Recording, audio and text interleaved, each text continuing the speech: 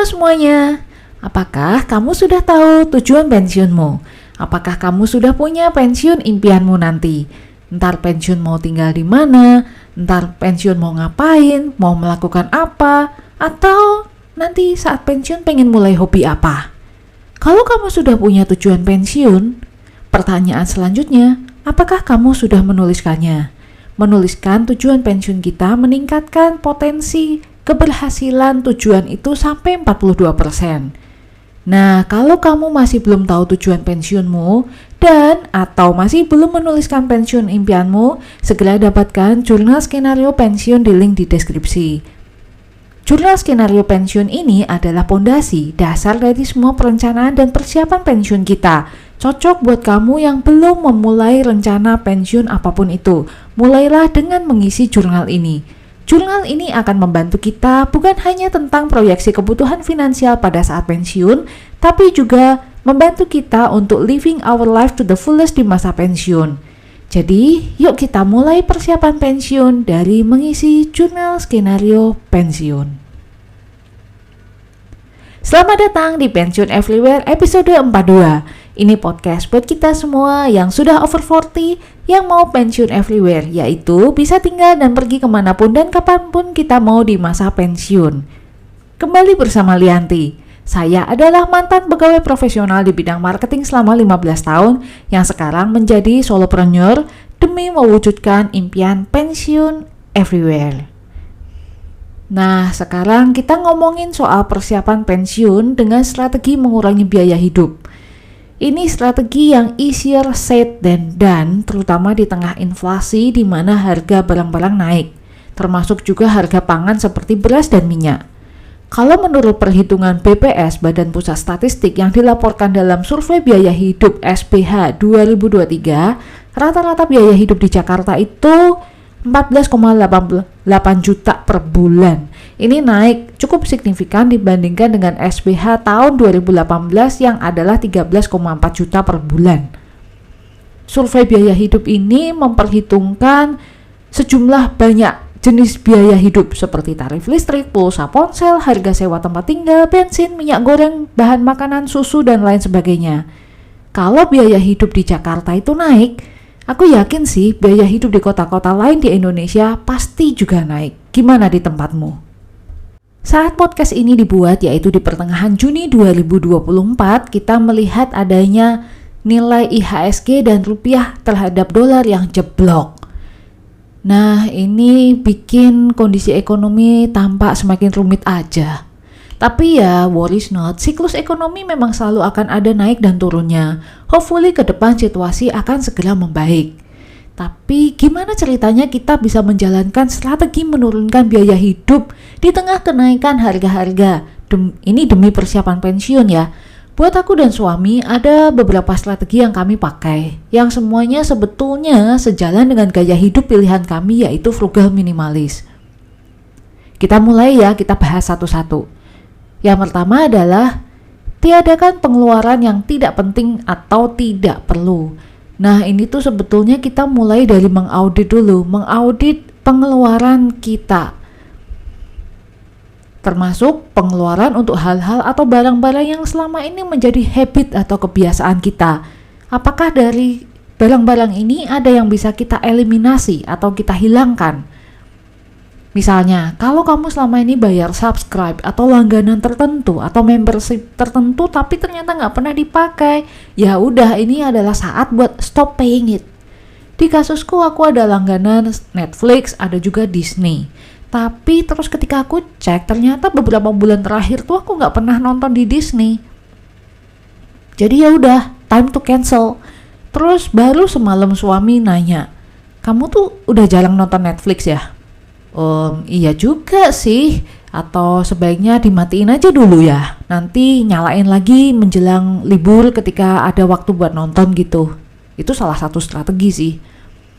Di episode tentang frugal minimalis, aku pernah cerita kalau aku mengeliminasi kegiatan setrika baju. Yang ini bukan hanya bikin kerjaan rumah berkurang, tapi juga bikin pengeluaran berkurang, paling nggak listrik dong. Dan sejak resign dari kerjaan 9 to 5 itu, Nggak ada lagi cerita beli BB cream, bedak, lipstick, segala sesuatu yang berhubungan dengan make up. Karena ya udah nggak relevan lagi, udah nggak penting lagi, nggak perlu lagi. Kalau kamu, kira-kira apa yang bisa kamu eliminasi? Yang kedua adalah mencari alternatif produk atau merek yang lebih murah. Ini tuh sebetulnya adalah mencari versi lebih murah dari merek atau produk yang biasanya kita pakai. Mungkin bisa loh, kamu juga mempertimbangkan private brand atau merek toko untuk produk-produk tertentu. Aku saat ini pakai merek Indomaret untuk beberapa bumbu dapur, termasuk gula ya. Kemudian untuk berbagai jenis tisu, karena Indomaret punya tisu bambu. Jadi untuk facial tissue, kitchen towel, sampai toilet tissue, itu aku pakai merek Indomaret. Emang bedanya dengan merek yang biasanya apa? Nggak ada. Terus dulu tuh aku reluctant banget, nggak mau banget untuk pindah merek toiletries, sabun, shampoo gitu ya, body lotion. Karena aku selalu bilang, kulitku tuh sensitif loh, terus aku juga ada eksema. Tapi kemudian aku penasaran, dan kemudian cobain liquid soap dari merek Watson. Ini merek toko kan ya. Ternyata cocok dan nggak bikin eksemaku kambuh. Jadilah aku mulai satu-satu ganti tuh, dari sabun biasa, sabun cuci tangan, sampai shampoo, body lotion, hand cream, akhirnya pakai merek Watson. Yes, harga ekonomis bukan berarti nggak berkualitas ternyata.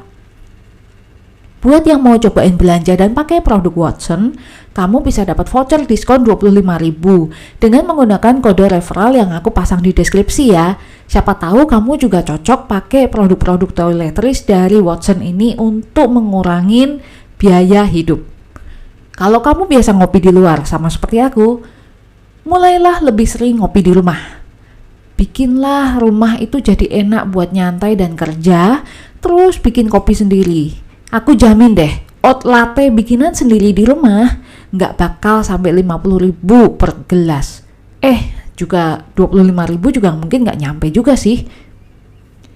Terus merek fashion favoritku dulu adalah Uniqlo karena casual, enak dipakai bahannya, terus warnanya cocok dengan personalitiku.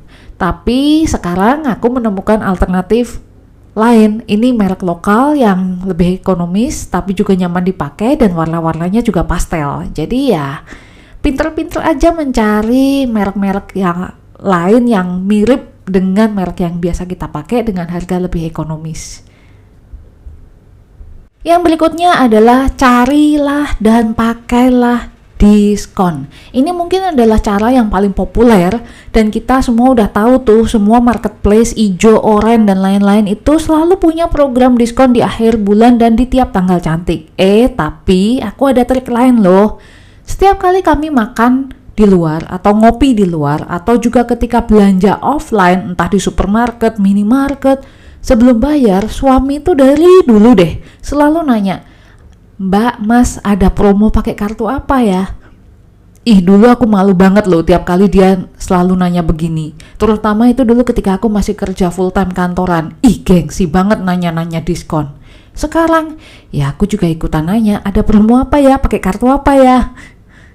Nah, terus kalau mau traveling ke destinasi impian, ya carilah diskon. Biasanya ada tuh travel fair, baik online maupun offline. Terus belilah tiket jauh-jauh hari misalnya. Beberapa liburan kami yang terakhir itu jauh lebih hemat karena kami dapat promo hotel yang kami temukan secara online dan itu promonya sampai di atas 50%. Jadi lumayan banget kan? Kemudian pikirkan juga atau ikutlah juga membership toko tertentu karena biasanya membership toko tertentu itu bisa bikin hemat karena adanya promo. Beberapa merek produk skincare yang harganya lumayan, semacam kayak sunscreen merek Anessa, itu bisa aku dapatkan dengan harga miring karena promo member Watson. Jadi again, kalau mau coba pakai kode referral di link di deskripsi. Next, untuk mengurangi biaya hidup bulanan, cobalah untuk mengadopsi gaya hidup ramah lingkungan. Apa sih hubungannya ramah lingkungan dengan kenaikan biaya hidup? Percayalah, banyak. Karena kebanyakan gaya hidup ramah lingkungan ini identik dengan hemat. Mulailah dengan yang sepele deh, bahwa kantong belanja sendiri itu menghemat beberapa ratus rupiah.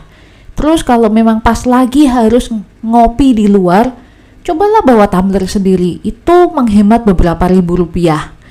Terus konsep-konsep lain seperti pakai sampai habis, atau pakai sampai nggak bisa dipakai lagi, atau konsep recycle, jangan buru-buru dibuang, pakai dulu untuk hal lain, jangan gampang buang-buang barang. Itu semua konsep-konsep yang pasti bikin kita hemat.